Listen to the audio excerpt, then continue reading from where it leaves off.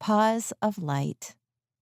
The baby blue wall juts outward a foot and a half, about halfway up. A light is coming out of the wall on the edge of the jet out portion. This is right along the lines of where the shop items end and the wall becomes empty. This area of the shop is quiet in an otherwise very loud space. Light used in art fascinates me, but some people, well, I guess they're too preoccupied to give it any notice. They are looking at this and that and then notice what seems to be an empty spot. And it's usually back to their phone for a moment or on to the next item. People who see it are all smiles, and some even call their friends back to look. But it's sad how often it goes unnoticed. As I said, I love it.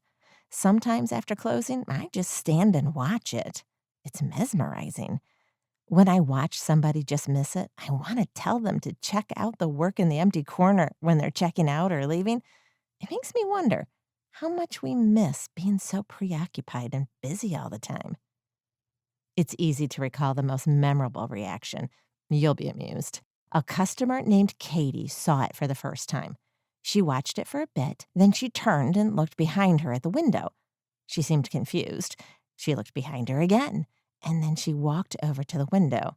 She looked back and forth, put her hands on her hips, turned, and walked right up to the wall. She moved her hand up and down.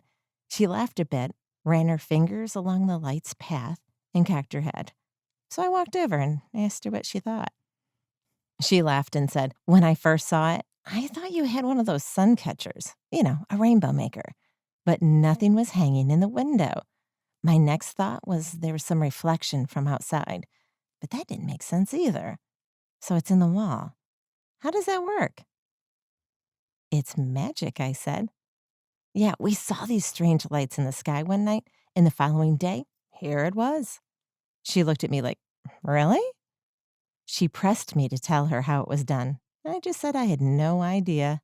Poor girl.